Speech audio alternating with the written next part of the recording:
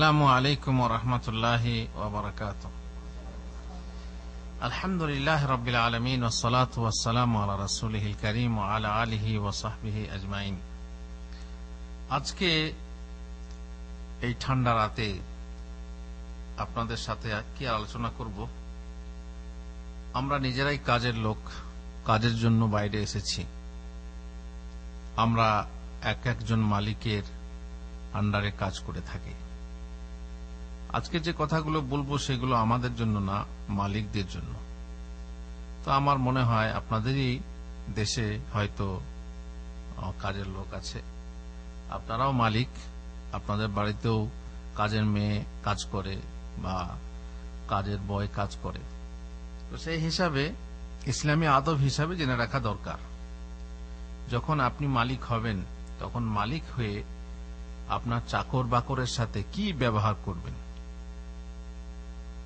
মালিক হলে কিরকম ব্যবহার করবেন। অনেক পরিবেশে আপনি দেখবেন যে খবরেও শুনবেন যে কাজের মেয়েটার সঙ্গে এমন ব্যবহার করেছে, কথা শোনেনি, ছোট বয়স বলে কোথাও খেলতে শুরু করেছে, তাকে নানা অত্যাচার, এমনকি সিগারেটের ছ্যাঁকা পর্যন্ত তার গায়ে দেওয়া হচ্ছে।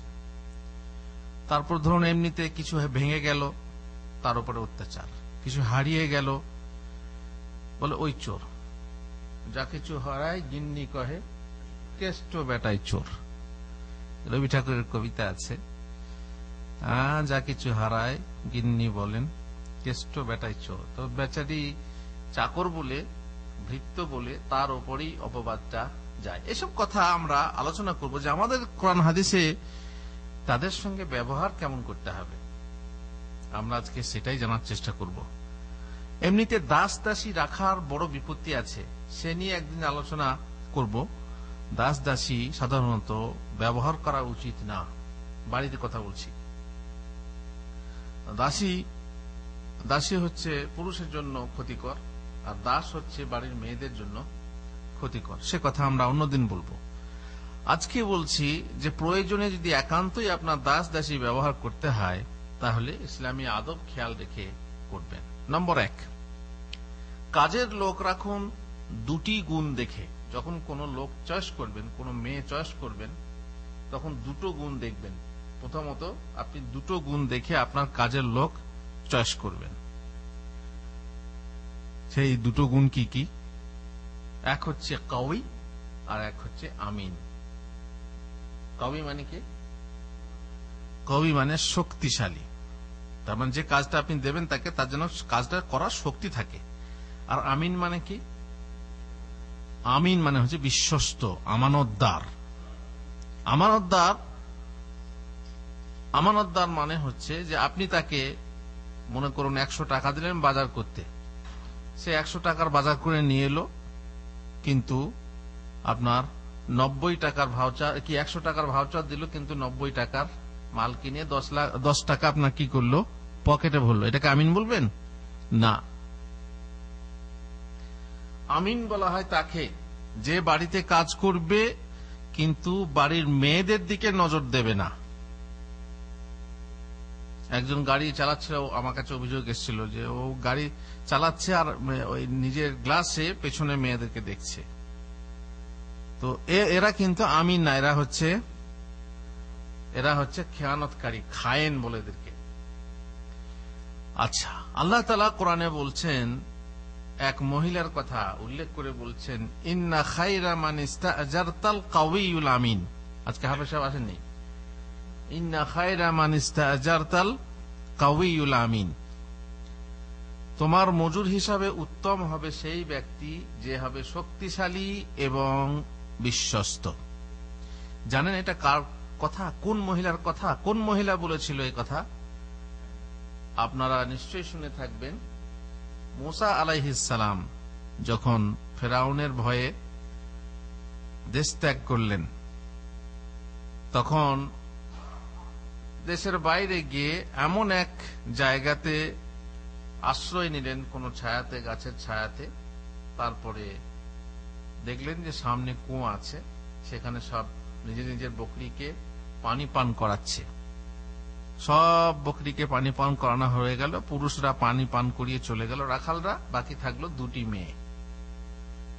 মেয়ে যুবতী পানি পান করাচ্ছে। তো মুসা আলাইহিস সালাম দেখলেন এদের মধ্যে দুর্বলতা রয়েছে। আমাদেরও অনেকের প্রবণতা আছে, সবারই প্রবণতা আছে যে মহিলা দুর্বল, তার সহযোগিতা করি, তাই না? তো উনি গেলেন, সহযোগিতা করলেন, পানি পান করিয়ে দিলেন ছাগলদেরকে। দেখলেন দারুণ মজবুত লোক। মেয়ে দুটো কার? অনেকে বলছেন শুআয়ব আলাইহিস সালামের। তো এটা সহিভাবে প্রমাণিত না যে তারা শুআয়ব আলাইহিস সালামের মেয়ে, বরং বলা হয়েছে কোন আব্দুল সালেহ, কোন ভালো নেককার বান্দার মেয়ে। যাই হোক, দুটোর মধ্যে যেটা হোক হবে, কিন্তু ভালো লোকের মেয়ে। এবারে মেয়ে দুটো পানি পান করানো হয়ে গেল ছাগলদের। তারপরে মেয়ে দুটো বাড়িতে ফিরে গেল। ফিরে গিয়ে বলছে, আব্বা, আজ না দারুণ একটা ব্যাপার দেখেছি। এমন এক লোক, এমন একটা যুবক যে আমাদের ছাগলগুলোকে পানি পান করালো, পানি তুলিয়ে বা যেমন করেই হোক পানি পান করালো, তার মধ্যে দারুণ শক্তি আছে। আর আমানতদারি কি করে চিনলো? আমানতদারি চিনলো যে সে আমার দিকে তাকায়নি।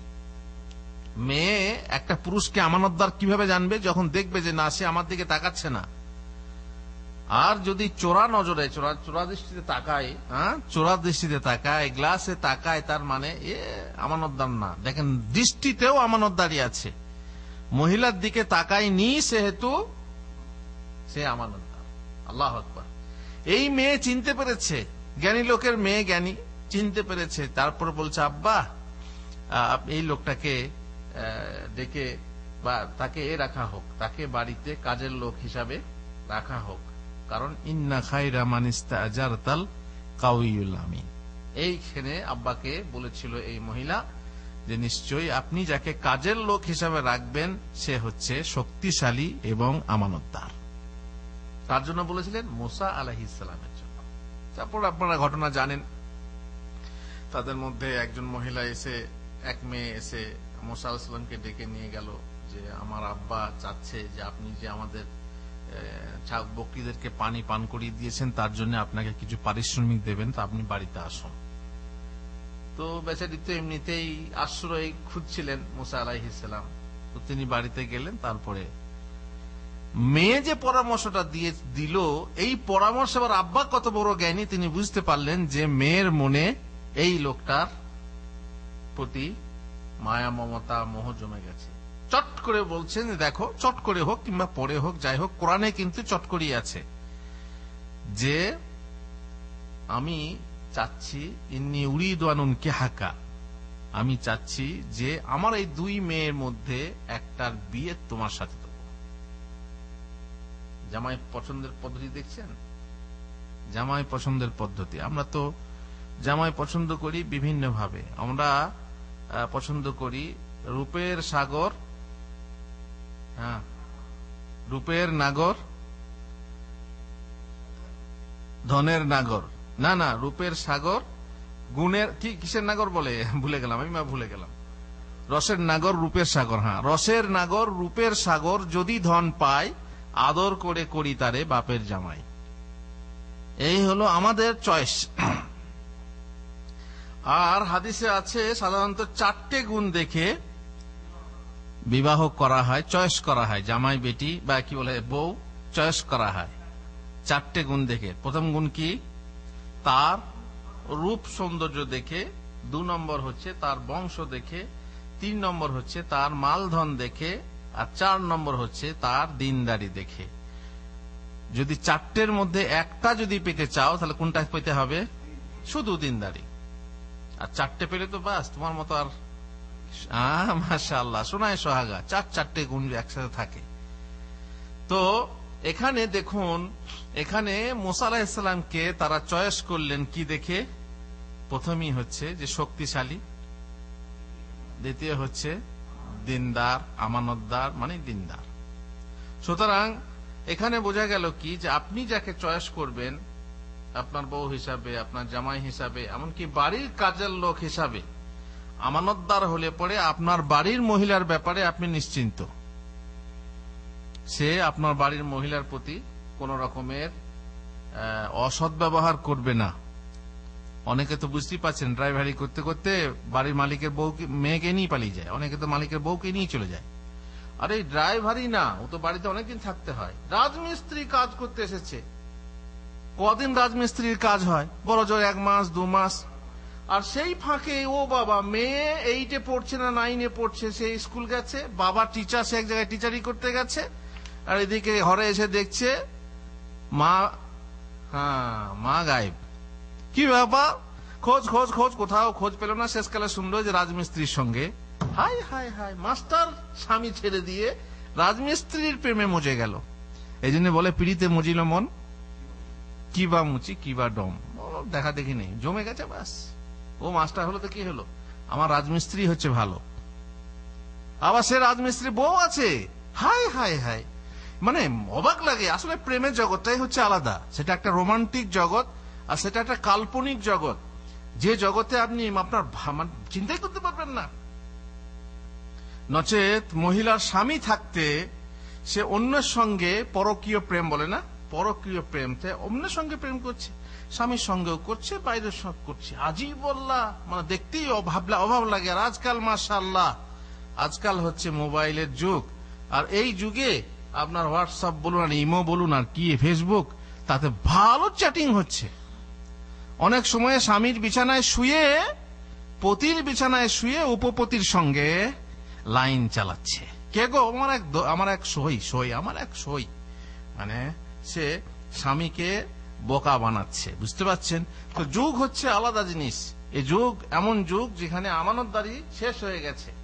স্ত্রী তার স্বামীর আমানত রক্ষা করে না, স্বামী তার এমনি স্বামীও করে। অনেক স্বামীও আছে যে স্ত্রী থাকতে স্ত্রী বিছানায় শুয়ে উপপত্নীর সাথে, পরস্ত্রীর সাথে সে লাইন রেখে চলেছে। সুতরাং আমানত নষ্ট হয়ে গেছে। আমানত এখন মানে এমন নষ্ট হয়েছে। আর যখন সাহাবী জিজ্ঞেস করলেন যে কিয়ামত কখন হবে, রাসূলুল্লাহ সাল্লাল্লাহু আলাইহি সাল্লাম বললেন, ইযা দুইয়াতিল আমানাতু ফান্তাযিরিস সাআ, আমানত নষ্ট করা হলে তখন তুমি কিয়ামতের অপেক্ষা করো। আমানত বিভিন্ন ভাবে নষ্ট হচ্ছে। আপনি আপনার বাড়িতে চাকর রাখবেন, দেখে নেবেন যে সে আমানতদার কিনা। আমানতদার কিনা আপনি ভালোভাবে দেখে নেবেন। আপনি পরীক্ষাও করতে পারেন, অনেকে পরীক্ষাও করে। রুমে বিছানাতে টাকা পয়সা রেখে রুমটা পরিষ্কার করতে বলে। এখন যদি আমানতদার হয় তো সে টাকা পয়সার দিকে তাকাবেও না। আমানতদার না হলে একবার দুবার হতে হতে পকেটে ভরে নিল, বাস পরীক্ষা হয়ে যাবে। আপনি ইচ্ছা করেই রেখেছেন। তো এইভাবে অনেকে করে। তারপরে মহিলার ব্যাপারেও আপনি খেয়াল করতে পারবেন যে হ্যাঁ, আপনার বাড়ির মেয়েদের দিকে তাকাচ্ছে কিনা, আপনার ব্যবহারটা তার কেমন, আপনি বুঝতে পারবেন। আমানতদার হিসাবে আপনি সেই চাকর রাখুন বা বাড়ির মহিলাকে বা কোনো কাজের মেয়ে রাখুন। কাজের মেয়েও অনেকে আছে, আপনি দেখবেন বহু কাজের মেয়ে আছে বাড়িতে রেখেছেন, এসেই যেন সে লিপস্টিক লাগিয়ে কাজ করছে। এ কোন মেয়ে? সাজগোজ কি? বাড়িতে এসে তুমি কাজ করছো, থালা মাজতে এসেছো, রান্না করতে এসেছো, সাজগোজ কি? তখন জানবেন নিশ্চয়ই, যারা চালাক মানুষ তারা জানে, আর যারা বোকা দাইয়ুস তারা তো বুঝতেই পাচ্ছেন, তারা বুঝতে পারবে না। তাদের উপরে বিপদ না এলে, দেওয়ালে পিঠ না ঠেকলে, সর্বনাশটা না হলে বুঝতে পারে না। আর বহু জায়গাতে এমনও ঘটছে যে, এটা অবশ্য অন্যদিনে বলার কথা, কিন্তু আজকে আমানতদারের কথা বলতে গিয়ে শুনেছেন আপনারা যে এইখানেই মাঝমাতেই চুরি হলো, খাদেমার সঙ্গে লাইন করে। ইলেকট্রিশিয়ান কাজ করতে গিয়ে বাড়ির ভিতর সব দেখে এসছে, খাদেমার সঙ্গে লাইন হলো। খাদেমার সঙ্গে কথাবার্তা বলতে বলতে, খাদেমা বলতে দাসী, তো তার সঙ্গে বলে, হ্যাঁ সোনা গয়না কোথায় আছে, বললো যে অমক বাসা, অমক রুমের অমক আলমারিতে আছে। ঠিক আছে, সব কিছু হয়ে ধরা পড়লো। অবশ্য সেখানে আমি কোর্টে গেছিলাম অনুবাদ করতে। তো দেখেন দাসী, আবার কোন জায়গাতে দাসী নিজেই চুরি করে নিয়ে যায়। এটা হচ্ছে কন্ট্যাক্ট করে যে আমাকে কিছু দেবে, আর এখানে না, ডাইরেক্ট নিয়ে চলে যায়। যার দাসীর হাতে অনেক বাড়ি এত বিশ্বস্ত দাসী হয় যে তার হাতেই সমস্ত চাবি দিয়ে দেয়। এটা হচ্ছে ভুল কথা। তো অবশ্য বহু বিশ্বাসী মানুষও আছে, বিশ্বস্ত মানুষ যে নেই তা না। বহু বিশ্বস্ত এমন আছে যে মোটেই না, সে কোনোদিন চুরি করবে না, জান গেলেও সে আমানতদারি ছাড়বে না, এমন আছে। কিন্তু সতর্ক থাকা দরকার, মোট কথা সতর্ক থাকা দরকার। বেশ। নম্বর 2, খাদেম, কর্মচারী, ভৃত্য, চাকর বা যাই বলেন, দাসী বা কাজের মেয়ে যাই বলেন, তাকে মাসের মাস যথাসময়ে বেতন মিটিয়ে দিন। আপনি যে বেতন চুক্তি করে রেখেছেন সেই বেতন তাকে যথাসময়ে মিটিয়ে দিন। আর বাড়িতে থাকা অবস্থায় যদি খাবার দায়িত্ব আপনার হয় তাহলে তাকে খেতে দিন। যেমন এখানে সিস্টেম আছে, আমাদের দেশেও আছে, বাড়ি যদি কাজের মেয়ে হয় তো বাড়িতেই খায়, আর যদি বাইরের ড্রাইভার হয় তখন তার খাবার দায়িত্ব থাকে না, সে আমরা নিজে পাকিয়ে খায়। তো আপনার বাড়ির সাথে যদি খাবার দায়িত্ব হয় তো আপনি তাকে ঠিক সময়ে খেতে দিন। একজন বাঙালি খাদেমা কদিন আগে আমাকে টেলিফোন করেছিল, বেচারি কাঁদছিল, বলছে আমাকে ভাত খেতে দেয় না। বাঙালি, ভেতো বাঙালি, ভাত খাওয়ার অভ্যেস আছে, রুটি দেয় রাতে, সে বেচারি কাঁদতে লাগছে, বলছে আমাকে খেতে দেয় না। তো কাফিলকে জিজ্ঞেস করলাম, তো বলছে তো খেতে আমার যা খাই তাই খাওয়াবো। সে তো বটে, তোমার জন্য তো স্পেশাল করে ভাত রাঁধে খাওয়াবে না, তাই না? অনেকে আবার এই যে চিকন চালের ভাত পছন্দ হয় না, বলে গলায় লাগে না, মোটা চাল চাই। এমনি আপনি কোত্থেকে পাবেন? বেচারি কাঁদছিল, আমাকে টেলিফোন করে বলছিল, অভিযোগ করছিল যে আমাকে খেতে দেয় না। তো সত্যি যদি খেতে না দেয়, সত্যি এটা বড় আফসোসের কথা। সে খাদেমা রান্না করলো, সবকিছু করলো, আপনাদেরকে খাওয়ালো, আর শেষকালে তার পাতেই ভাত জুটলো না। কিন্তু থাকতে হবে, দেখতে হবে। অবশ্য শুধু দাসীর ব্যাপারে না, আপনার বউয়ের ব্যাপারেও এরকম হয়। বাড়ির বউ, বড় বউ, মেজ বউ, ছোট বউ থাকে, অনেক সময় দেখা যায় যে পরিবেশন করে তার ভাগ্যেই মাছের হয় লেজটা পড়ে, আর না হয় কিছুই পড়ে না। অনেক সময় বিনা তরকারিতে ভাত খেতে হয়, অনেক সময় ভাতও জুটে না, মুড়ি খেতে হয়। হ্যাঁ, তো এইভাবে খেয়াল রাখতে হবে, ঘরের গিন্নিকে খেয়াল রাখতে হবে বা ঘরের মুরব্বীকে খেয়াল রাখতে হবে যেন এই সিস্টেমটা না হয় যে কেউ না খেয়ে থাকে। সেই ক্ষেত্রে আগে অবশ্য অনেক সময়ে ভুলে হয়ে যায়, খেয়াল রাখাও যায় না যে এতগুলো লোক, কতগুলো ভাত লাগবে, কতগুলো তরকারি লাগবে, অনেক সময় হিসাব থাকে না, হতে পারে, এগুলো ভুল হয়ে যেতে পারে, কিন্তু সেই ভুলটা সংশোধন হওয়া দরকার। বললাম কি, যদি বেতনভোগী হয় তো তার মাসের মাস বেতন ঠিক টাইমে বেতন দিতে হবে, যেন বেতন চাইতে না হয়। আর আপনি ভাবছেন চাই না তো দেবো কেন, চাক তারপরে দেবো, তারপরে চাইলো, এই আপনার টাকা নেই, ব্যাংকে আছে, ব্যাংক থেকে ছাড়াতে হবে, যেতে হবে, এই সেই, আপনি এখন গাফলতি করছেন না, এটাও চলবে না। বেতন ঠিক সময়ে দিতে হবে। কাজের লোকদেরকে আপনি মজুরি দেবেন, সেই মজুরি দেওয়ার সময় কখন? হাদিসে কি আছে? আতিল আজিরা আজরা কাবলা আন ইয়াজুফা আরাকু, ঘাম শুকানোর আগে তোমার কর্মচারীর বেতন মিটিয়ে দাও। এখন মাসিক বেতনে কাজ করলে তো ঘাম শুকিয়ে হয় না, তাই না? তার মানে হলো যে সময় শেষ হয়েছে, মাসিক বেতন তো 30 তারিখ হয়েছে, 30 তারিখেই রাত্রে তার বেতন কি করে দাও, মিটিয়ে দাও। আগে তুমি দিতে পারো, আগে দিলে তো ভালো, কিন্তু যদি মনে করো আগে নিয়ে হয়তো দুদিন কাজ করলো না, কিংবা যে নেবে তারও ভয় করা দরকার। যেমন এখানে মাসে 26 তারিখে বেতন নামে, 26 তারিখে বেতন নিয়ে যদি সে মারা যায় তো 4 দিনের বেতন কি হবে, তার হারাম ঢুকবে, তাই না? কিন্তু হারাম হারালে তমিজ কজন করে, ডিউটিতে ফাঁকি দিয়ে যদি বেতন নেওয়া হয় হারাম হবে, কিন্তু সে তমিজ কে করে? মসজিদগুলো দেখছেন যে ইমাম, যে মুয়াজ্জিনরা রয়েছে, কদিন আসে, কিভাবে তারা হারাম খাচ্ছে। তো হারাম খোরির অভাব নেই। মোট কথা, যদি আপনি আগে দেন তো যেমন 26 তারিখে দেওয়া হয়, সমস্যা নেই। আর যেন 30 তারিখ, মাসের 30 তারিখ যেন পার না হয়। আর যদি ইংরেজি মাস হিসাবে হয় তাহলে তারপরে 31 তারিখও আছে। বাংলা মাস হিসাবে এলে তো 32ও মাস হয় বাংলাতে আবার। তো যেন আপনার মাসটা মোট কথা যেন পার না হয়, ঠিক সময়ে তাদের বেতন দেন। কারণ জানেন, যে আপনার বাসাতে কাজ করতে এসেছে সে শুধু নিজের পেটের জন্য কাজ করতে আসে না, তার পেছনে অনেক পেট বাঁধা থাকে, তার সাথে আরো আত্মা লটকে থাকে যে আমার ভাই গেছে, কি আমার ছেলে গেছে আমাদের জন্য টাকা পাঠাবে, কি আমার স্বামী গেছে আমার জন্য টাকা পাঠাবে, কি আমার স্ত্রী গেছে, স্ত্রী কামাই করে টাকা পাঠাবে, আমার মা গেছে। আহা, সাধারণত কাজের মেয়ে যারা হয় তারা বুঝতে পারছেন, একান্ত গরিব না হলে কেউ পরের বাড়িতে বাসন মাজতে যায় না, থালা মাজতে যায় না, একান্ত। কারণ তাদের সব থেকে বড় মুশকিল হলো পরের বাড়িতে গিয়ে লাঞ্ছনা তো বটে, আর সেই সঙ্গে নিজের যৌবনের ব্যাপারটা, সেখানে অনেক রকম টর্চারিং হতে পারে। তো এই সমস্ত অপমান সহ্য করেও পরের বাড়িতে কাজ করা চারটিখানি কথা না। তো সে নিশ্চয়ই তাদের অভাব আছে বলে ছেলে মেয়েদেরকে মানুষ করব, আমরা শুনেছি আমাদের যে আজকে মাধ্যমিক পরীক্ষা চলছে, এখন খবরে আসছে যে অমুক ছেলে পরীক্ষা দিচ্ছে, তার অবলম্বন কি? তার বাবা ভ্যান চালায়, আল্লাহু আকবার। অমুক মেয়ে পরীক্ষা দিচ্ছে, তার অবলম্বন কি? মা 5টা বাসাতে কাজ করে কোন রকম পয়সা জুগিয়ে সে ছেলে মেয়েকে পড়াচ্ছে। তো এইরকম হয়। তো এই মেয়ে যে কাজ করতে আসে, খবরদার, যে যাকে আপনি কাজ করাচ্ছেন শুধু তাকেই ভাববেন না যে সে তাকে তো খেতে দিচ্ছি না, তার পেছনেও অনেক আছে। আমি দেখেছি এখানে একজন বেতন চাচ্ছে, বলছে বেতন দাও, বলছে ঠিক আছে খাবার পয়সা নাও, বলছে খাবার পয়সা দিলে তো হবে না, আমার বাড়িতেও আছে, তারা না খেয়ে মরবে, বলছে খাল্লে এমুট, বলছে মরতে দাও। তার মানে কত বড় নিষ্ঠুর যে এই কথা বলতে পারে যে তাদেরকে মরতে দাও। সে হয়তো ভাবছে মিথ্যা বলছে।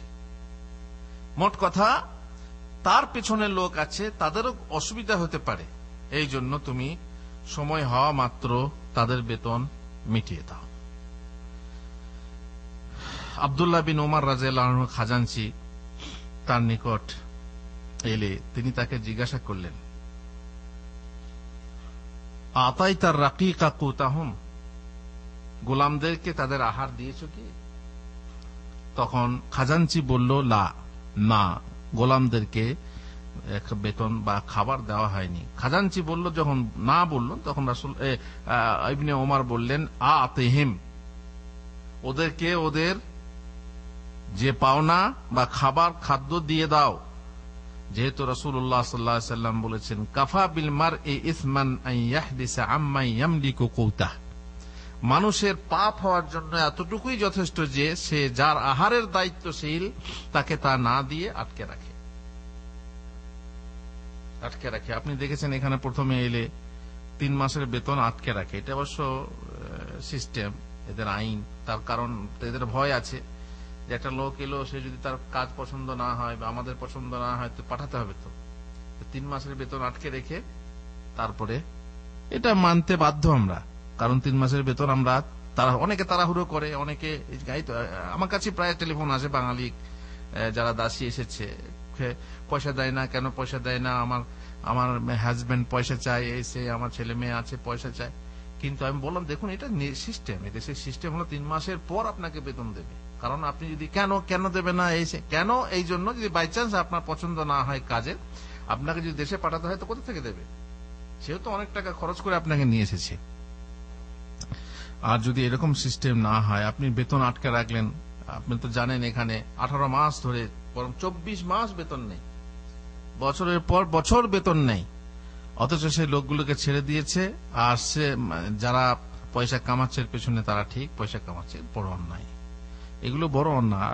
আপনারা দেখেছেন বহু মানুষ সহযোগিতা করে অফিসে, তারা সহযোগিতাও করে, কত ফ্যাক্স করা হয়, কত টেলিফোন করা হয়, কিন্তু মাফি ফায়দা, কোনো ফায়দা হয় না। তো এগুলো আল্লাহর কাছে হিসাব লাগবে। দুনিয়াতে বেঁচে গেলেও ইনশাআল্লাহ কিয়ামতে বাঁচতে পারবে না। বেশ, এবার চলুন 3 নম্বর আদব। কাজ করিয়ে কারো বেতন, পরিশ্রম করিয়ে কারো পারিশ্রমিক, ভাড়া খাটিয়ে কারো ভাড়া আত্মসাৎ করবেন না। আমাদের দেশে অনেক সময় ভাড়াতে ফাঁকি দেয়, গাড়িওয়ালাকে ভাড়া দেয় না, বাসে গেলে ভাড়া যদি দিতে না হয়, ভাড়া যদি কন্ট্রাক্টর না চায়, নেমে কি খুশি, আমাকে ভাড়া নেয়, আমার কাছে ভাড়া নেয়নি। ট্রেনের টিকিট কাটতে সময় পেল না বা ইচ্ছা করেই কাটলো না, বিনা পয়সায় যাত্রা হয় না, বাবা নেমে তো খুব খুশি, বন্ধু হলে বিনা টিকিটে চলে এলাম। এই টিকিট তাকে লাগবে না? লাগবে, একদিন তাকে লাগবে, কিন্তু বোঝে না। একজনকে বললাম যে আপনি টিকিট কাটেন না কেন? তো বলছে সরকারের কাছে চাকরি চেয়েছি, সরকার চাকরি দেয়নি, তার ট্রেনে ফিরে যাবো না, তাকে টাকা কত পাবো? দেখছেন, সরকারের টাকা টিকিট না কেটে কাটবে আর কি। তো এসব ওজোর তখন চলবে না। সুতরাং আপনি কাউকে খাটিয়ে তার পয়সা নষ্ট করবেন, তার বেতন নষ্ট করবেন, এটা আপনার জন্য জায়েজ না। আর পক্ষান্তরে এমনও লোক আছে, ভালো লোক আমাদেরই মধ্যে কেউ থাকতে পারে, বা এখানেও সব জায়গাতেই আছে, যে একটা লোক কাজ করছিল, কাজ করতে গিয়ে তার বেতন আটকে ছিল, হঠাৎ করে সে মারা গেল, কিংবা সে দেশে গেল আর এলো না। তো সে সেই বেতনটাকে কি করে? রেখে নেয়। বরং শুধু রেখে নেয় না, তারা বাড়াতে পাশে পাঠিয়ে দেয় কিংবা তার নামে পাঠিয়ে দেয় সেই টাকাটা। এবং শুধু এখানেই না, এমনও লোক আছে যে সেই টাকাটা সেই লোকের খোঁজ না পাওয়া পর্যন্ত ব্যবসায় লাগায় এবং সেখানে বৃদ্ধি করে, বাড়িয়ে তারপরে সে যখন আসে, তাকে যখন পায়, তখন লাভ শুদ্ধ দিয়ে দেয়। আছে না নেই? এরকম ঘটনা আপনারা হাদিসে শুনেছেন। তো মোট কথা হচ্ছে এমনও লোক আছে, কেউ মেরে খায় আর কেউ আবার বাড়তি দেয়। তো রাসূলুল্লাহ সাল্লাল্লাহু আলাইহি ওয়াসাল্লাম বলছেন, ইন্না আযমা যুনুবি ইনদাল্লাহ, আল্লাহর নিকটে সবচেয়ে বড় পাপী হিসাবে চিহ্নিত কয়েকটা লোক। নম্বর 1, রাজুলুন তাযাওয়াজা ইমরাআতান ফালাম্মা কাযা হাজাতাহু মিনহা তাল্লাকাহা। এক মহিলাকে বিয়ে করলো মোহরের বিনিময়ে, এত টাকা মোহর তোমাকে দেবো, এত স্বর্ণ দেবো। বিয়ে করার পর তার সাথে নিজের কাজ মিটিয়ে নিল, নিয়ে চুইংগামের মতো, চুইংগামের মিষ্টি যতক্ষণ থাকবে ততক্ষণ রাখবেন মুখে, মিষ্টি শেষ হয়ে গেলেই খালাস দিয়ে তাকে ফেলে দিল, আর মোহরটাও দিল না। এই হচ্ছে সবচেয়ে বড় মোহর। অনেক সময় দেখছি আপনারা মোহর, কোন কথাটা বলবো, কোনটা ছাড়বো, কোনটা বলবো, মোহরের ব্যাপারটা আমাদের দেশে বুঝতেই পারছেন। মোহর নামমাত্র বাঁধা হয়, একমাত্র তালাক দিলে তখন মোহরের দাবি আসে, তাছাড়া তো বইয়ের কাছে বাসর রাতেই মাপ চেয়ে না হয়, তাই না? আর মোহর দেওয়া তো দূরের কথা, নিজেই তো মোহর নেয়। মোহর দেওয়া তো দূরের কথা, নিজেই মোহর নেয়। মোহর নিয়ে বিয়ে করে, লাখ লাখ টাকা নিয়ে বিয়ে করে। তাহলে বাড়ি থেকে শুরু করে, নগদ টাকা থেকে শুরু করে, ফ্রিজ আলমারি থেকে শুরু করে, খাট থেকে যা কিছু না পেলে, বুঝতেই পারছেন কত বধূ নির্যাতন হচ্ছে, কত আত্মহত্যা হচ্ছে। কিসের জন্য? শুধু যৌতুকের টাকা বা পণের টাকা দিতে না পারার জন্য। সুতরাং বুঝতেই পাচ্ছেন যে এই পুরুষ, যে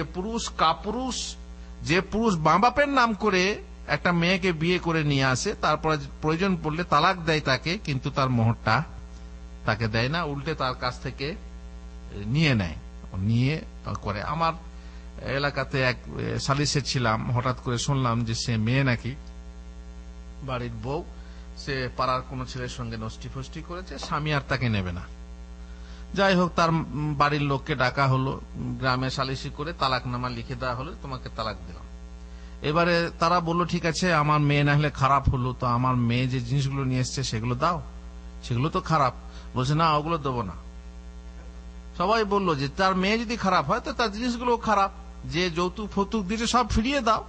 কোনো মতেই দিল না, বুঝতে পারছেন? বলছে, ওর তো নিজের দোষে বিয়ে নষ্ট করলো, অতএব আমরা দেবো না। বুঝতে পারছেন? তো এইরকম হয় যে যদি এরকম, অবশ্য দোষ ছিল, এর দোষ ছিল, কিন্তু বিনা দোষেও অনেক মেয়েকে তালাক দেওয়া হয়, কিন্তু তার মোহর দেওয়া হয় না। এই হচ্ছে আল্লাহ তাআলার কাছে সবচেয়ে বেশি গুনাহগার, বড় গুনাহগার বলে চিহ্নিত। ওয়ারাজুলুন ইস্তামালা রাজুলান ফাযাহাবা বিউজরাতিহি ওয়া, আর এক ব্যক্তি কোন লোককে কাজে খাটায়, কোন মহিলাকে কাজে খাটায়, কোন পুরুষকে কাজে খাটায়, তারপরে তার বেতন সে নিজে ভোগ করে, তাকে বেতন দেয় না। আর 3 নম্বর হলো আখার ইয়াকতুলু দাব্বাতান আবাসা, যে খামাখা পশু হত্যা করে বেড়ায়। ব্যাস, হাতে বন্দুক আছে, এখানে একটা কুকুর মারলো, ওখানে একটা ছাগল মারলো, ওখানে একটা পাখি মারলো, মানে খেলা করে বেড়ায় আর কি। খামখা তুমি পাখি মারছো, খাও, তোমার জন্য আল্লাহ হালাল করেছেন, খাও। হরিণ মারলে ঠিক আছে, হরিণটা খাও, না খাবে না, খালি মেরে বেড়াচ্ছে। তো এই লোক হচ্ছে আল্লাহর কাছে সবচেয়ে বড় পাপী হিসাবে চিহ্নিত। আল্লাহ তাআলা বলছেন, রাসূলুল্লাহ সাল্লাল্লাহু আলাইহি ওয়াসাল্লাম বলছেন, আল্লাহ তাআলা বলছেন, এটা কি হাদিস বলে? হাদিসে কুদসি।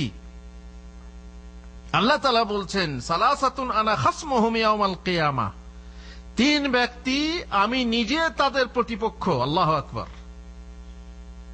মালিক আর চাকর না, প্রতিপক্ষকে আল্লাহ স্বয়ং বিচারকর্তা, নিজে প্রতিপক্ষ। আমি হচ্ছে কিয়ামতের দিনে প্রতিবাদী হব। কে কে? বলছেন, রাজুলুন আতা বি সুম্মা গাদার, এমন এক ব্যক্তি যে আমার নামে কিছু দেওয়ার প্রতিশ্রুতি করে, তারপরে তা ভঙ্গ করে। আল্লাহর নাম নিয়ে প্রতিশ্রুতি হয়, আল্লাহর নাম নিয়ে এটা ধরবো, এটা করব ইত্যাদি বলে ওয়াদা করে, তারপরে সে ওয়াদা ভঙ্গ করে। ও নম্বর 2, রাজুলুন বাআ হুররান ফাআকালা সামানাহ, এমন ব্যক্তি যে একজন স্বাধীন মানুষকে বিক্রি করে এবং তার মূল্য ভক্ষণ করে। স্বাধীন মানুষকে বিক্রি করা সে যুগে ছিল প্রথা, দাস প্রথা ছিল, সে দাস হয়ে যেত। বর্তমান যুগে দাস প্রথা নেই, কিন্তু দুটো প্রথা আছে, মানুষ বিক্রি করা হয়, যাকে আমরা আদম ব্যবসা বলি। কিভাবে হয়? এই যে বিদেশে পাঠানোর জন্য ভিসা ব্যবসা, ভিসা ব্যবসার মাধ্যমে মানুষকে বিক্রি করা হয়, এসে ফেসে যায় লক্ষ লক্ষ টাকার জালে, সে বেচারি আর নড়তে সরতে পারে না। আর নম্বর 2, শিশু বা মহিলা পাচার করা। দেখেছেন, এক দেশ থেকে অন্য দেশে নিয়ে গিয়ে নিষিদ্ধ পল্লীতে বিক্রি হয়, কিংবা সেই ছেলে নিয়ে গিয়ে এমন এক জায়গায় বিক্রি হয় যে তাকে শেষে আর বেরোতে পারে না। আর এ ঘটনা অহরহ ঘটছে। ওখানে বিক্রি করছে, প্রেম করার নামে কাউকে ফাঁসাচ্ছে, তারপরে প্রেম করে নাম নিয়ে তারপর চলো আমরা দিল্লিতে বেড়াতে যাই, চলো আমরা ঢাকাতে বেড়াতে যাই, সেখানে গিয়ে বাস নিষিদ্ধ পল্লীতে বিক্রি করে দিচ্ছে। কোথায় প্রেম, কোথায় কি, তার সঙ্গে ব্যবহারও হলো, তার সঙ্গে স্ত্রীর মতো ব্যবহারও করলো, ধর্ষণ করলো, বা ভালোবাসায় ওরা তো ধর্ষণ বলবে না, ওরা আবার আপনার ব্যভিচারও বলবে না, ব্যভিচার করলে তা বলবে কি বলবে, সহবাস করলো। তারপরে গিয়ে এক সময়ে তাকে বিক্রি করে দিল, তার টাকাও খেলো। এই স্বাধীন মানুষকে, স্বাধীন একটা মেয়েকে বিক্রি করে খাচ্ছে, এই পুরুষের বিরুদ্ধে আমি কাল কিয়ামতে কি হব? আমি নিজে তার প্রতিবাদী হব। আর আল্লাহ তাআলা যার প্রতিবাদী হবেন সে জিততে পারবে? অসম্ভব, অসম্ভব। ওয়ারাজুলুন ইস্তাআজারা আজীরান ফাস্তাওফা মিনহু ওয়া লাম ইয়াতিহি আজরা। আর এক সেই ব্যক্তি, যে ব্যক্তি নিজে লোক খাটালো, লেবার খাটালো, খাটানোর পর তার কাছ থেকে পুরোপুরি কাজ নিল, কিন্তু তাকে পুরোপুরি বেতন দিল না, কিংবা কিছুই দিল না। এর জন্য আমি নিজে প্রতিবাদী হব, কাল কিয়ামতের দিনে আমি তাকে ছাড়ব না। বেশ, তাহলে বোঝা গেল কি, যে আপনি যাকে খাটাবেন তার পুরোপুরি বেতন আপনি দিয়ে দেবেন এবং ঠিক সময়ে আপনি তা দিতে বাধ্য থাকবেন। নম্বর 4, দাস দাসীকে বিনা দলিলে কোনো অপবাদ দেবেন না। এটা কিছু ঘটলো বাড়িতে, ওই করেছে, কোন একটা দুর্ঘটনা ঘটলো, এর পেছনে এই আছে, কিছু একটা চুরি হয়ে গেল, ওই যেমন বললাম, যা কিছু হারায় গিন্নি বলেন কেষ্ট বেটাই চোর, তার ঘাড়ে দোষ চাপিয়ে দিল। অথচ দেখা গেল সে বেচারি না, তার মনে কষ্ট হবে না? হবে না, বিশাল কষ্ট হবে। কোনো অপবাদ তাকে দেওয়া হবে না, আদেশ ও কথায় কষ্ট দেবেন না। আপনি এমন ভাবে আদেশ করছেন, এই চামারের বাচ্চা, এই শুয়োরের বাচ্চা, কাকে রাখছেন? আপনার চাকরকে, কিংবা এই বান্দির বেটি আয় এটা কর, তার মানে এত তুচ্ছ করছেন, এইভাবে আপনি তাকে এইভাবে কষ্ট দেবেন না। মানসিক যন্ত্রণা, বিশাল যন্ত্রণা, সে বেচারি পেটের দায়ে কাজ করতে এসেছে, হয়তো বা ভুল ভ্রান্তি হতে পারে, কিন্তু তা বলে আপনি তাকে তুচ্ছ করবেন, মানুষকে তুচ্ছ করবেন, এটা আপনার জন্য শোভা পায় না। রাসূলুল্লাহ সাল্লাল্লাহু আলাইহি ওয়াসাল্লাম বলছেন, মান কাযাফা মামলুকাহু বিযিনা ইউকামু আলাইহিল হাদ ইয়াউমাল কিয়ামা ইল্লা ইয়াকুনা কামা কাল। যে ব্যক্তি তার বাড়ির চাকরকে, তার বাড়ির দাসকে ব্যভিচারের অপবাদ দেয়, তাকে কিয়ামতের দিনে অপবাদের শাস্তি দেওয়া হবে। অপবাদের শাস্তি কে বলবে? কে বলবে অপবাদের শাস্তি কি? দেখি আজকে শাহ আলম কি বলছে, দেখি। শাহ আলম, কেউ যদি কাউকে খামখা অপবাদ দেয়, মিথ্যা অপবাদ দেয়, তারপরে কোর্টে প্রমাণ হলো যে হ্যাঁ মিথ্যা অপবাদ দিয়েছে, তার শাস্তি কি বলতে পারবেন না? তার শাস্তিটা কি? ফাঁসি, নাকি হত্যা করা হবে, নাকি 80 বেত লাগানো হবে, 80 চাবুক লাগানো হবে, 80 চাবুক লাগানো হবে? হ্যাঁ বাদশাহ, 100 চাবুক কাকে লাগানো হয়? দাঁড়ান, 100 চাবুক কাকে লাগানো হয় বাদশাহ? ব্যভিচার যে করে, তার যার ছেলে মেয়ে আছে, হ্যাঁ যার ছেলে মেয়ে আছে সেই লোককে। তো ভালো করে বলেন কথাটা, 100 চাবুক কাকে মারা হয়? আপনি দর্শে আসছেন, না দর্শের কথা যদি মনে না রাখেন তাহলে আনাকুম আর জানাকুম, আমাদের দেশে সেই হুজুররা কে পড়ায় না ছোট বছরের বাচ্চাদেরকে, আলিফ আনুন না কামি পেশকুম আনাকুম বালি যাবানুন না কামি পেশকুম বানাকুম জীবন যাবার জানুন যাবার না কামি পেশকুম জানাকুম। তো একটা ছেলে আসে, যাওয়া আসাই করে, আনা আর গোনা হয়, কিন্তু এখনো পর্যন্ত কোরআন ধরতে পারছে না। যেমন আমাদের অনেকে ভয়ে তো কোরআন পড়তেই যায় না, আর অনেকে যাচ্ছে কত বছর থেকে কোরআন শিখতেই পারেনি, তাতে হচ্ছে আনাকুম আর জানাকুম। এরকম যেন না হয়, কিছু একটা শিখতে হবে তো, মনের ভিতরে রাখতে হবে, হ্যাঁ হুজুর যেটা বলছে কমসে কম খেয়াল করে শুনতে হবে এবং শিখতে হবে। এগুলো পরে কাজে দেবে। আপনি বলেন আমার কি কাজ, আমি তো খেটে খাওয়া মানুষ, আমি দেশে গিয়ে কোন রকম আল্লাহ বিল্লাহ করবো, বাস আমার এসব জানার কি দরকার আছে? শাস্তি যারা দেবে তারা জানুক। না, আপনিও জেনে রাখেন, আপনি মুসলিম হিসাবে জানা দরকার। আমি একবার কোর্টে গেলাম, অবাক হয়ে গেছি, কথায় কথা বেড়ে যাচ্ছে। কোর্টে গেলাম, এক বাঙালি ধরা পড়েছে, সে শ্রীলঙ্কার এক মেয়ের সঙ্গে মানে ব্যভিচার করেছে। তারপরে কাজে জিজ্ঞেস করছে তোমার বিয়ে হয়েছে? তো বলছে হ্যাঁ আমার বিয়ে হয়েছে, আমার মেয়ে আছে। হুজুর আমি ওই মেয়েকে বিয়ে করতে চাই। ঠিক আছে, বিয়ে করবেন, আগে হোক।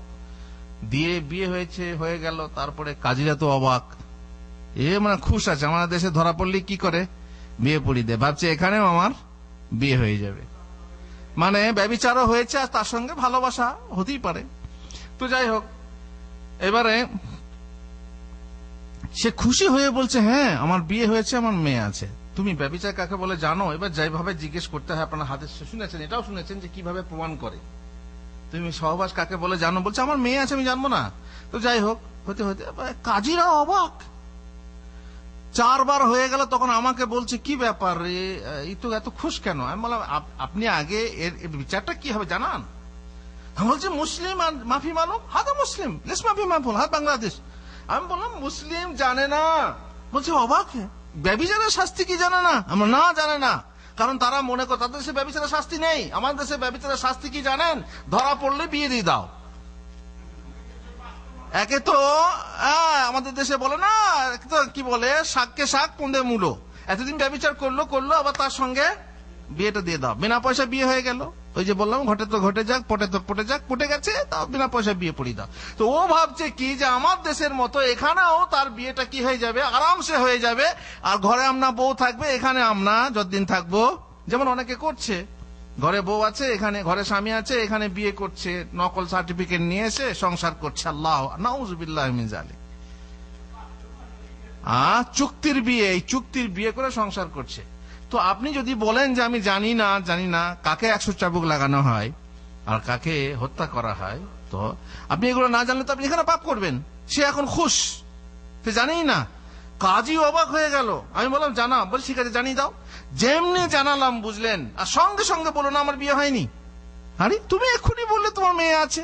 এবার তার পাসপোর্ট দেখাতে বললো, পাসপোর্ট দেখো তার স্ত্রীর নাম আছে কিনা।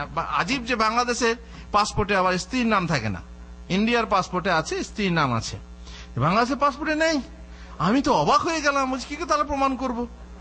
যাই হোক, এখন নতুন হচ্ছে, হয়তো কারণ হিসাবে বিভিন্ন সমস্যা হিসাবে হচ্ছে, কিন্তু আমি যখনকার কথা বলছি তখন স্ত্রীর নাম লেখা হতো না। ফলে আর প্রমাণই হলো না যে লোকটা সত্যি বলছে না মিথ্যা বলছে। বাস শাস্তি পাল্টে গেল। বুঝতে পারছেন? তো এইরকম হবে না। এরকম হলে পরে আপনিও হয়তো ভুল করে বসবেন। আপনিও ভাবছেন এখানে খুশ আছেন যে আমি যদি কারোর সঙ্গে লাইন টাইন করি তো বিয়ে হয়ে যাবে, বাস মজার সঙ্গে করতে থাকেন, তারপরে পাতা চলবে কোথায়? কোর্টে গিয়ে। খবরদার, আপনি ঠিক হিসাব যেটা আপনি মুসলিম হিসাবে জানা দরকার সেটা জানা দরকার। আমি কথা হিসাবে অন্য কথায় চলে গেলাম, যাক, এটাও কিন্তু কাজের কথা। ব্যাস, খাদেম বা ভৃত্যের ভরণ পোষণের দায়িত্ব যদি আপনি নিয়ে থাকেন, তাহলে আপনি যে শ্রেণীর খাবেন এবং যে শ্রেণীর পড়বেন, আপনি সেই শ্রেণীর খাওয়াবেন, সেই শ্রেণীর পড়বেন। যেমন স্ত্রীর সাথে হয়, এ নয় যে আপনি খাবেন মাছ মাংস, আর যে খাদেম আপনাকে মাছ মাংস পাকিয়ে দিল তাকে আপনি দেবেন আলু সানা আর ডাল, পুঁই শাক আর ডাল। এরকম হয় না? এটা ভাই তো খাদেমের কথা। আমরা দেখেছি যে সমস্ত মাদ্রাসার ছাত্ররা জায়গিরি খায়। জায়গিরি কাকে খাবার হবে স্যার? জায়গিরি কাকে বলে?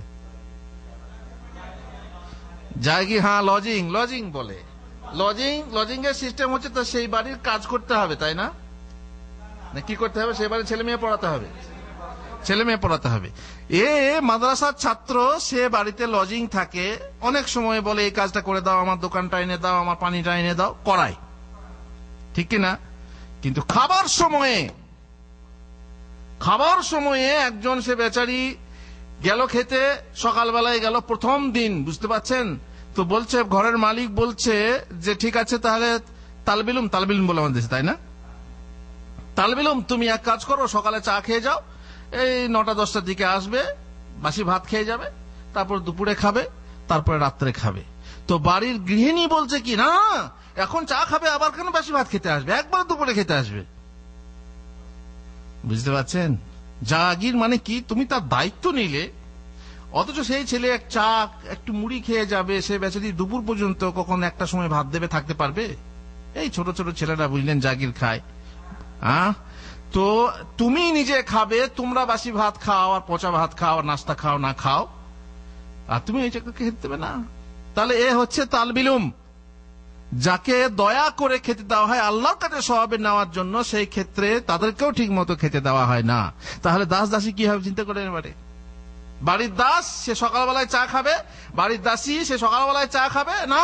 তুমি কেন খাবে, আমরা বাসি ভাত খাবো, আমাকে দাও গোশত সেনে দাও, আমাকে আলু সেনে দাও, আমাকে বেগুন সেনে দাও, তুমি সেনে দাও, কিন্তু তুমি খেতে পারবে না, তুমি খাবে কখন, দুপুরে।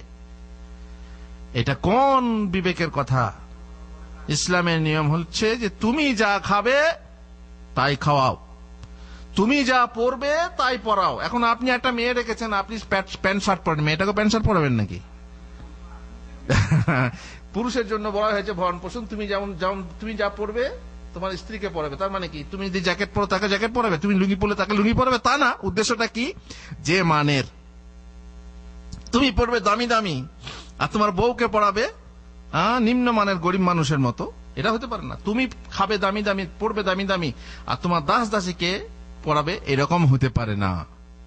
তবে হ্যাঁ, আমি বলছি না যে একদম, যেহেতু দাস দাসী তাদের জন্য অতটা হওয়া জরুরি না, কিন্তু তুমি তাকে একবারে, যেমন বললাম যে একবারে ভাত খাবে, পানি খাবে বেলায়, নাস্তার সময় খেতে আসবে কেন? চিন্তা করে দেখেন মানুষ কতটা কঠোর হতে পারে। আমি বাস্তব কথা বললাম। এগুলো যেখানে তালবিলুম যারা কত কষ্ট করে মাদ্রাসায় পড়াশোনা করে, কত কষ্ট করে আলেম হয়, আর কত কষ্ট করে তারা থাকে, পেঁয়াজ ছাড়া দিয়ে ভাত খায়, পেঁয়াজ কি চামড়ে কামড়ে, মরিচ কাঁচা মরিচ চিবিয়ে চিবিয়ে ভাত খায়। এই পড়া 14 বছর পড়ায় এত সহজ না। মানুষ আলেম ওলামাকে গালাগালি করে, কিন্তু আলেম ওলামার পরিবেশ জানে না, তারা কিভাবে মানুষ হয়েছে জানে না। তারা কত কষ্ট করে মাদ্রাসায় লেখাপড়া করে, কত বাড়িতে গিয়ে জাগির থেকে, সেখানে লজিং থেকে, সেখানে কত কত শুনে, কত কাজ করতে হয়, না করলে কথা শুনতে হয়। এ কথা সমাজ খেয়াল করে না। সরকার নেই তো সমাজও চোখ বন্ধ করে আজ মানুষ এই দিনটাকে তারা পিছিয়ে হটিয়ে রেখেছে। আল্লাহ তাআলা ছাড়বেন না ইনশাআল্লাহ। কিয়ামতের মাঠে তাদেরকে চাবুক মেরে তাদেরকে জিজ্ঞাসা করা হবে এবং তাদের হিসাব ঠিক সময় মতো হিসাব নেওয়া হবে। আল্লাহ তাআলা হচ্ছেন সারিউল হিসাব, আল্লাহ তাআলা খুব সত্তর হিসাব নেবেন। ব্যাস, এবারে অন্য কথা, আপনার গোলাম বা বাদীকে এমন কাজের ভার দেবেন না যা তাদের সাধ্যের বাইরে। এমন কাজ আপনি করতে বলবেন, বাঁধি সে হয়তো তার শক্তি বেশি নেই, আপনি একটা ভারী জিনিস তুলতে বলছেন, আপনি সেটা করবেন না। আপনার মাজরার লোক রেখেছেন, কাজ করতে বলছেন, খেজুর গাছে ওঠ, সে বেচারি পারছেন, আপনি তাকে মারছেন, আপনি তাকে গালাগালি করছেন, একাল বে হেমার, কত রকম বলছেন, সে বেচারি পারবে না, আপনি তাকে জোর করে করাতে বলছেন। আপনি একটা বস্তা তুলতে বলছেন, ধানের বস্তা, চালের বস্তা, এটা তুলে রাখ বা গাড়িতে রাখ, সে বেচারি পারবে না, আর আপনি তাকে গালাগালি করছেন বা আপনি তাকে মারধর করছেন। এটা অন্যায়। এই চাবুকের মারার বদলে মার, যেটা সাধ্যের বাইরে। যদি হ্যাঁ করতে হয় তুমি হেল্প করো, চালের বস্তা তুলতে হয় তুমি একদিকে ধরো, সে একদিকে ধরে হেল্প করে, তাহলে গোলামের সহযোগিতা করুন, বাঁধির সহযোগিতা করুন, কিংবা আপনার বাড়ির কোনো মহিলা, আপনার কাজের মেয়ের সহযোগিতা করুন। একটা কথা শুনুন, মারুর বিন সুয়াইদ বলেন, একবার আবু যার রাদিয়াল্লাহু আনহুকে মদিনার নিকটবর্তী একটা জায়গায় রাবাজায় দেখা গেল। তার গায়ে ছিল মোটা চাদর, আর তার গোলামের গায়েও ছিল অনুরূপ চাদর, একরকম চাদর। তা দেখে সকলে বলল, আবু যার, আপনি যদি গোলামের গায়ের ওই চাদরটা নিতেন এবং দুটিকে একত্র করতেন, তাহলে এক জোড়া কাপড় আপনার হয়ে যেত, ঊর্ধ্বাংশের আর নিম্নাংশে, যেমন আগেকার যুগে পড়তো, ইহরামে যেমন পড়া হয়। আবু যার বললেন, আমি একজন গোলামকে গালি দিয়েছিলাম, তার মা ছিল অনারবীয়। আমি একজন গোলামকে, বলা হয় বিলালকে, তার মা ছিল অনারবী, মানে হাবশি, তুই তো হাবশির বেটা, যেমন আমাদের দেশে বলে ফকিরিনের বেটা, অমকের বেটি, ভিখারিনীর বেটি, আমাদের বউকে গালি দেয়, বউকে পর্যন্ত বলে ভিখারিনীর বেটি। ওই যে আনতে পারেনি যৌতুক। সুতরাং গালি দেওয়ার অভ্যেসটা এরকম আছে। আমি আমার গোলামকে গালি দিয়েছিলাম, সে ছিল কালো, কালুনির বেটা বলেছিলাম, কালুনির বেটা বলা হয় বিলালের জন্য। তারপর সে অনেক কিছু হয়, বিলালের কাছে মাপ চাওয়া হয়। বিলাল এমনকি আবু জার মাটিতে গাল রেখে বলে, বিলাল তুমি আমার গালে পা যতক্ষণ না দিস ততক্ষণ আমি উঠাবো না গাল। তারপরে বিলাল তার কাছে আবু জার ক্ষমা চাইলে বিলাল বললেন, না এত বড় কাজ আমি করতে পারবো না, আপনি আপনার গাল ওঠান। তো তারপরে আপোষে ক্ষমা চাওয়াচাওয়ি হয়। মোট কথা আমি তাকে গালি দিয়েছিলাম, তার মা তুলে গালি দিয়েছিলাম, বিদ্রুপ করেছিলাম। আর সে আল্লাহ রাসূল সাল্লাল্লাহু আলাইহি ওয়াসাল্লামের নিকট আমার বিরুদ্ধে নালিশ করলো। এর ফলে তিনি আমাকে বললেন, আবু যর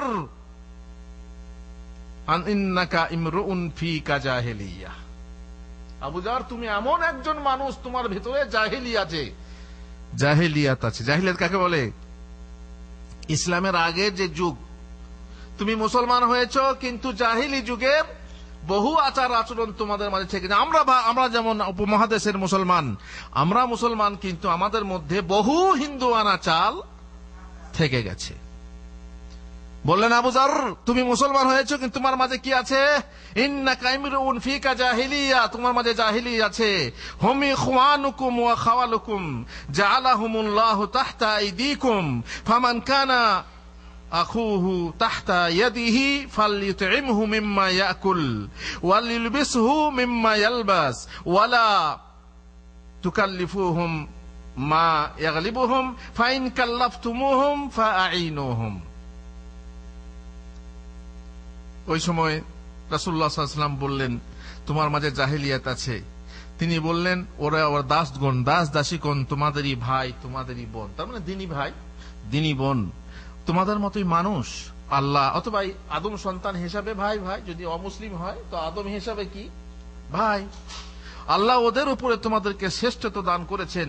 অতএব যে দাস তোমাদের মন মতো হবে, তা তাকে হবে না, তাকে বিক্রি করে দাও, কিন্তু তাকে কষ্ট দিও না, আল্লাহর সৃষ্টিকে কষ্ট দিও না। তুমি এমন লোক, তোমার মধ্যে জাহেলিয়াত আছে। আবু যর বললেন, আমার এই বৃদ্ধ বয়সেও আমি বলছেন, আপনি তো, আমি অনেকদিন আগে মুসলমান হয়েছি, এই বৃদ্ধ বয়সেও আমি জাহিলি যুগের লোক বলছেন? তিনি বললেন, হ্যাঁ, ওরা তোমাদের ভাই স্বরূপ, আল্লাহ তাদেরকে তোমাদের মালিকানাধীন করে দিয়েছেন। সুতরাং যে ব্যক্তির ভাইকে আল্লাহ তাআলা তার মালিকানাধীন করেছেন, সে ব্যক্তি যেন তাকে, দাসকে তাই খাওয়ায় যা নিজে খায়, তাই পড়ায় যে নিজে পড়ে। কাকে বলা হচ্ছে? আবু যরকে তাই পড়ে তাই পড়ায় যা নিজে পড়ে, এবং এমন কাজের জন্য তার ভার না দেয় যা করতে সে সক্ষম নয়, পরন্তু যদি সে এমন দুঃসাধ্য কাজের ভার দিয়েই ফেলে তবে তাতে যেন তাকে সহযোগিতা করে। এই সাহাবীকে বলা হলো। সাহাবী কারণ বললেন যে কেন গোলামকে ওই কাপড়ই পরাচ্ছেন যে কাপড় আপনি নিজে পরে আছেন। কি বললেন? যে রাসূলুল্লাহ সাল্লাল্লাহু আলাইহি ওয়াসাল্লাম আমাকে বলেছেন যেহেতু আমি এই কাজটা করেছিলাম। তাহলে তাদের প্রতি খেয়াল রাখার ব্যাপারটা বোঝেন। আপনি যেমন ভুল করেন ঠিক তেমনি দাস দাসীরও কার্যক্ষেত্রে ভুল হতে পারে। সুতরাং আপনি যেমন চান আপনার ভুল ক্ষমা করা হোক, ঠিক তেমনি দাস দাসীর ভুলও ক্ষমা করে দেন। সময় লম্বা হয়ে যাচ্ছে, যেন আবার সংক্ষেপে আমি ছেড়ে দিচ্ছি, কারণ আর দ্বিতীয় বসা হবে না এই বিষয় নিয়ে। যেহেতু রাসূলুল্লাহ সাল্লাল্লাহু আলাইহি ওয়াসাল্লাম বলছেন, এক ব্যক্তি এসে জিজ্ঞেস করলো, ইয়া রাসূলুল্লাহ, আমি আমার খাদেমকে, আমার দাসকে কতবার ক্ষমা করব? অবশ্যই এই ব্যাপারটা ঈসা আলাইহিস সালামের ব্যাপারেও আমরা ইংরেজি বইয়ে পড়েছিলাম, ইংরেজি গল্পতে, যে আমি আমার সার্ভেন্টকে কতবার ক্ষমা করব। সেখানেও কিন্তু 70 বারের কথাই আমরা পড়েছিলাম। এখানে আমাদের হাদিসে আছে, এক ব্যক্তি সাহাবী এসে জিজ্ঞেস করে, রাসূলুল্লাহ, আমার খাদেমকে আমি কতবার ক্ষমা করব? রাসূলুল্লাহ সাল্লাল্লাহু আলাইহি ওয়াসাল্লাম কয়েকবার প্রশ্ন করার পর বললেন, আফু আনহু ফি কুল্লি ইয়াউমিন 70 মাররা, প্রত্যেক দিন তাকে 70 বার ক্ষমা করো। কতবার? 70 বার। মা মনে হয় যে 70টা ভুল কেউ করতে পারে না, তবুও যদি কেউ করে ভুল, 70 বার তুমি তাকে ক্ষমা করো। নম্বর 8, আপনার খানা যদি খাদেম প্রস্তুত করে, খাবারের কথা বলছিলাম, কে প্রস্তুত করে? খাদেম কিংবা খাদেমা। তাহলে সেই খাবারের খাদেমকে শরীক করুন। মেয়ে ছেলে খাদেমাকে শরীক করবে, আর আপনি পুরুষ মানুষ আপনার খাদেমকে শরীক করবেন। যেহেতু সে ওই খাবারের পিছনে মেহনত করেছে, তার সুগন্ধ তার পেটে গেছে, এবং হয়তো তার মন ওই খাবারের প্রতি কি হয়ে আছে, লোভাতুর হয়ে আছে। এই জন্য নবী সাল্লাল্লাহু আলাইহি ওয়াসাল্লাম বলছেন, ইযা আতা আহাদুকুম খাদিমুহু বিতাআমিহি ফাইন লাম ইজলিসহু মাআহু ফালইউনাওয়িলহু লুকমাহ আও লুকমাতাইনি আও উকলাতান আও উকলাতাইনি, তাকে বসিয়ে খাদেম যখন খাবার তৈরি করে নিয়ে আসবে তাকে তোমার সঙ্গে বসিয়ে খাওয়াও। আর তাকে যদি বসানো সম্ভব না হয়, বিশাল ভদ্র ভদ্র লোক আছে, বসানো যাবে না, অবশ্য কেউ মানে না এই কথা। আমি দেখেছেন এখানে মজলিসে অনেক জায়গায় বিয়ে অনুষ্ঠানে আমরা যাই না, উস্সু উস্সু এইভাবে, ইস্যু এই কথা হিন্দি এইভাবে কি করে মানুষকে আপনার তুচ্ছ করে।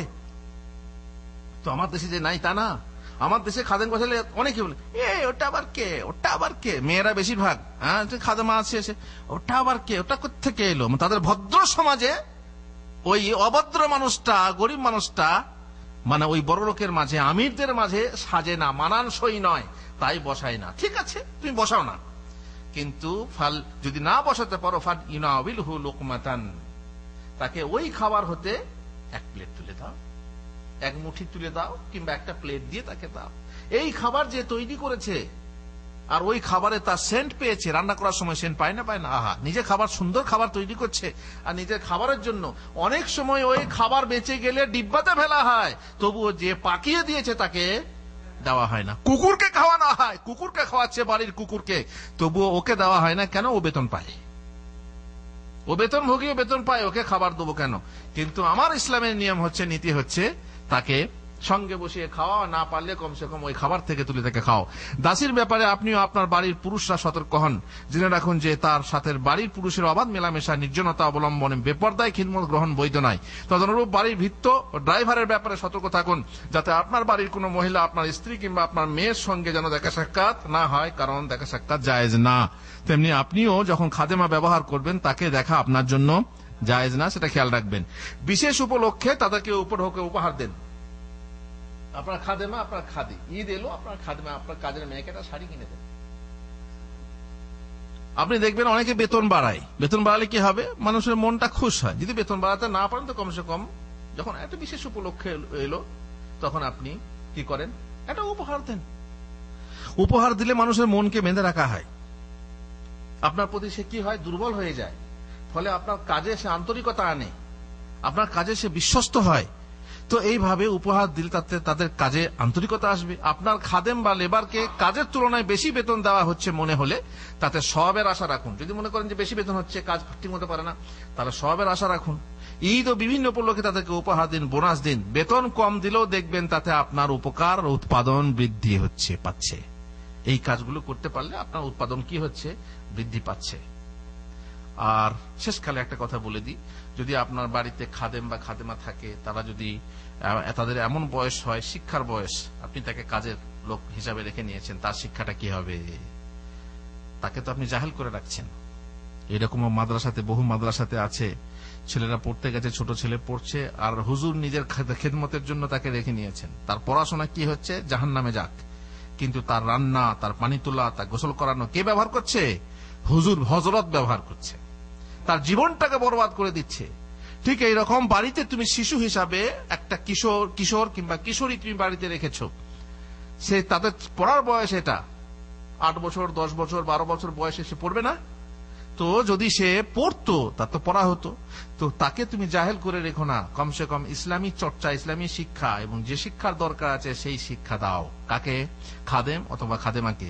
রাসূলুল্লাহ সাল্লাল্লাহু আলাইহি ওয়াসাল্লাম বলেছেন, আইয়ুমা রাজুলিন কানাত লাহু জারিয়া ফাআদ্দাবাহা ফাআহসানা তা'দীবাহা ওয়া আতাকাহা ওয়া তাযাওয়াজাহা ফালাহু আজরান ওয়া আইয়ুমা আবদিন আদ্দা হাক্কাল্লাহি ওয়া হাক্কা মাওয়ালিহি ফালাহু আজরান। দুটো লোকের দুটো সওয়াব, ডবল সওয়াব।